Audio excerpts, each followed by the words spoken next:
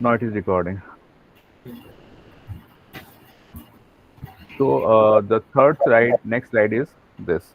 यहाँ पर ये नोट करने वाली चीज है, आप नोट करो चाहो तो।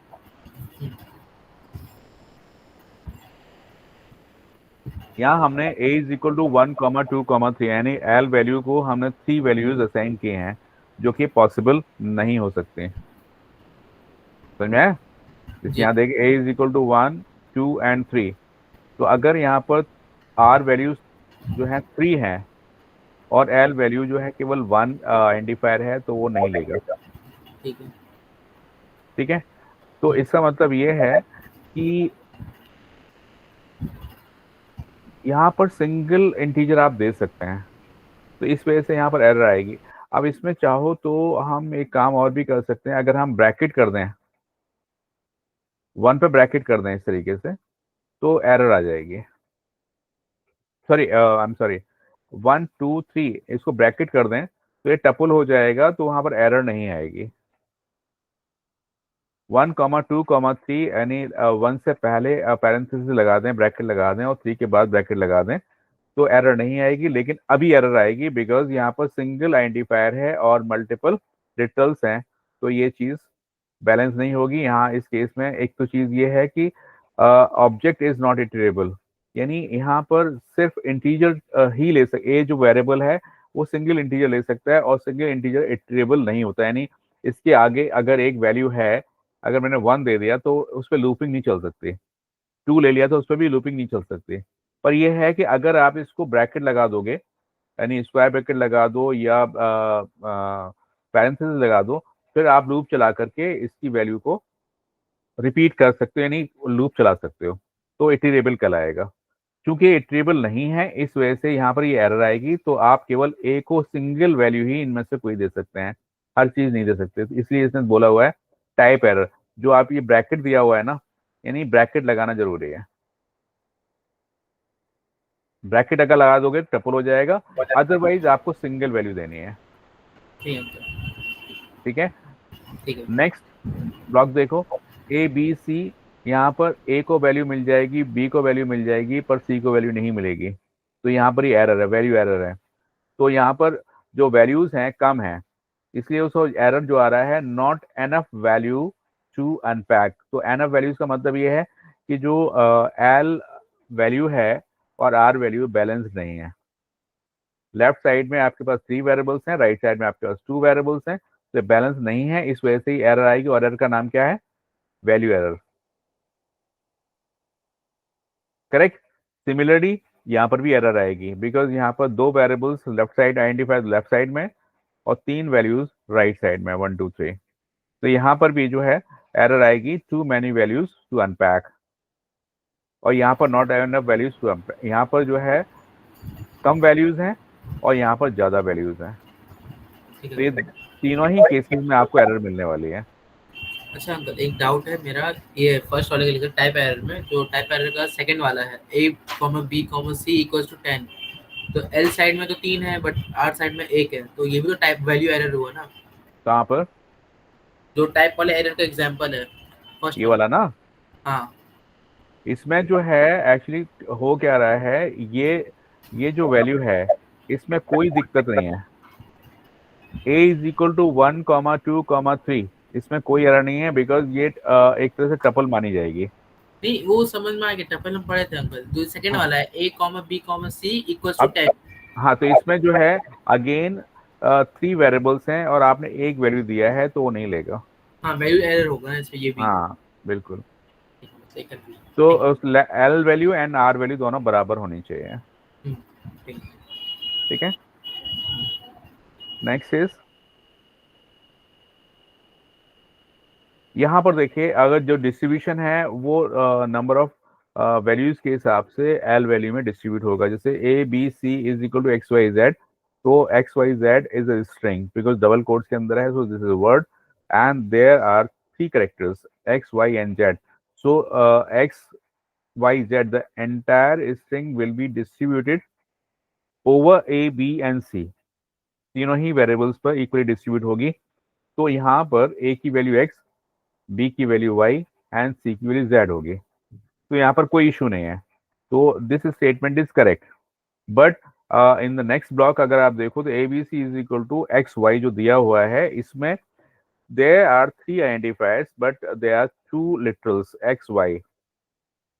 तो एक्स वाई की जो वैल्यू है, अगर आप इसमें एक वैल्यू और बढ़ा देंगे तो करेक्शन हो जाएगा, करेक्ट हो जाएगी, अदरवाइज वैल्यू एरर यानी not enough values to unpack की एरर आपको वहां पर मिलेगी, यानी ये एक्सेप्शन वहां पर मिलेगा।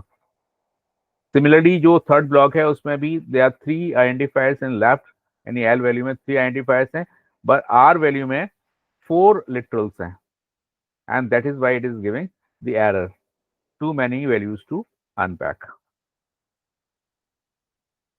ठीक है, ठीक है अंकल। अब यहाँ पर देखिएगा, यहाँ पर आप देखो तो बड़ा अजीब सा लगेगा आपको। A B C, left side okay, right side is also okay, but just because of A and B ये आपको एरर देगा। क्यों? क्योंकि ए जो आपने यूज किया है, आप ये मत समझिए कि 10 यहाँ पर ए को मिल जाएगा और ये चल एग्जीक्यूट हो जाएगा, ऐसा नहीं होगा। यानी अगर ए की वैल्यू पहले दी हुई होती तो वो सब्स्टिट्यूट हो सकती थी।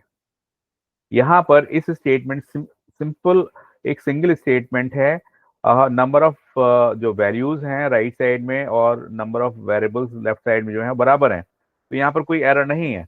बट जो वैल्यू है, जो आइडेंटिफायर ए है, ए की वैल्यू अभी यहाँ पर सब्स्टिट्यूट नहीं हुई, इस स्टेटमेंट के बाद वो एग्जीक्यूट होगा।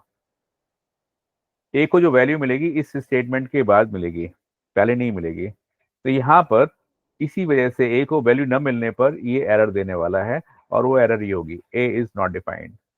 Similarly B is also not defined, क्योंकि एरर यहाँ पर ही आएगी, बिकॉज इंटरप्रेटर वर्क करता है, तो इसे जहां पर एरर होगी वहीं पर रुक जाएगा। ऐसा नहीं है कि वो पूरा का पूरा कंपाइल करके कि ए में एरर है, बी में एरर है, कि ए में एरर है तो वहीं रुक जाएगा, बी पर नहीं जाएगा। सिमिलरली जब आप दूसरी साइड में आओगे तो यहाँ पर आपको कोई दिक्कत नहीं मिलेगी। उसका रीजन ये है, ए एंड बी की जो वैल्यूज है 100 200 दे दी। अभी फर्स्ट स्टेटमेंट में आपको वैल्यूज मिल गई, जब सेकंड स्टेटमेंट में सेम स्टेटमेंट हमने यूज किया, A B C is equal 10, A plus 10 and B plus 100, तो आपको वैल्यूज मिल जाएंगी। यहाँ पर ए की वैल्यू 100 सब्स्टिट्यूट हो रही है, और यहाँ पे बी की वैल्यू 200 सब्स्टिट्यूट हो रही है। जब प्रिंट आप करेंगे तो ए की वैल्यू क्या है, ये यहाँ से आ रहा है 10, इस ए की वैल्यू यहाँ से आ रहा है 10, और यहाँ पर जो ए की वैल्यू आ रही है वो आपने इनिशियलाइज पहले कर दी थी, वो आ रही है। इसके बाद ये मॉडिफाई हो जाएगी, इस स्टेटमेंट के बाद ए की वैल्यू मॉडिफाई हो जाएगी, लेकिन यहाँ पर आपने फिर से असाइन कर दिया ए की वैल्यू 10, बट यहाँ पर ए की वैल्यू 100 सब्स्टिट्यूट होगी, 200 बी की वैल्यू सब्स्टिट्यूट होगी, और ए जो है यहाँ पर मॉडिफाई हो रहा है। तो यहाँ पर ये अक्सर आप जो एग्जाम में क्वेश्चंस आते हैं तो ये कंफ्यूजिंग क्वेश्चंस होते हैं, तो यहाँ पर जब आउटपुट देखेंगे तो डिफरेंट आएगा। तो ये प्रैक्टिकल प्रॉब्लम्स हैं। अगर आपको प्रैक्टिकल एग्जाम में ऐसे अगर हम स्टेटमेंट दे देते हैं तो आपको देखना पड़ेगा कि आउटपुट क्या आने वाला है। मतलब एक टाइप ऑफ प्रैक्टिकल क्वेश्चन था ये हाँ वाला। बिल्कुल। बट अंकल इसको ड्राई रन से तो कंप्लीट कर सकते हैं, ड्राई रन से तो ये बहुत इजी हाँ होगा। हाँ, एक सेकंड ब्रांड, जरा कॉल आ रहा है। जी जी अंकल, ठीक है।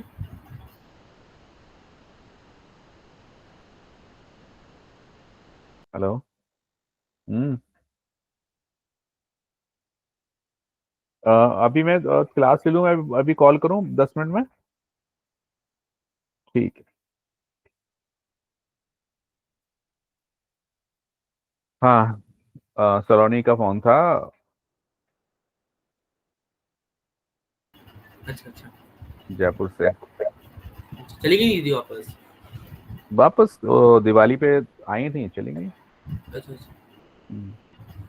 तो इस चीज को आपने जो है नोट करके रख लीजिए, इसको आप ड्राई रन पे चेक कर लीजिएगा।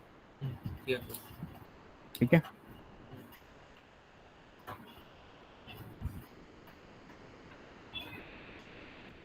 आगे चलते हैं। जी। यहाँ से आपका थोड़ा सा माइंडसेट थोड़ा सा मतलब दिमाग लगाने वाला आएगा। हम्म, क्या आएगा कि जो हम बॉड मास यूज करते हैं, bracket of division, multiplication, addition, subtraction, वो उसकी प्रायोरिटी यानी प्रेसिडेंस के ऊपर बात करने वाले हैं हम लोग। तो मैं समझो कल क्या है, कल सैटरडे ना। जी जी अंकल। तो एक काम करते हैं, तो हम अपनी क्लास जो है मतलब कल भी रखेंगे और परसों भी रखेंगे। ठीक है अंकल। ठीक है ना। बाकी टाइम आप प्रैक्टिकल करोगे, मतलब एक दिन छोड़ के एक दिन हमें क्लास रखनी है। जैसे 3 दिन हमने क्लास ले ली, फ्राइडे सैटरडे एंड संडे। तो बाकी में जब आप को असाइनमेंट जो मिलेगा, असाइनमेंट सॉल्व कर लोगे या जो मैंने पढ़ा दिया है उसके ऊपर सही कर लोगे, प्रैक्टिस कर लोगे, तो फिर अगला जो टॉपिक है हम उस पर लेंगे, आगे से लेंगे। ठीक है अंकल। ठीक है। तो आज मैंने आपको केवल और केवल जो कराए हैं वो tokens and L value and R value करा दिए हैं, एंड असाइनमेंट करा दिए हैं। ठीक है अंकल। ठीक है ना। अब ये जो ऑपरेटर्स हैं वो हम फिर कल शाम को करते हैं ठीक है। जरा। ठीक है ना। अब हम्म, जरा मैं सलोनी से निपटता हूँ। ठीक है जी। ठीक है ना। ठीक ऑल है। राइट। ठीक है, नमस्ते। चलो, नमस्ते। ठीक है, bye।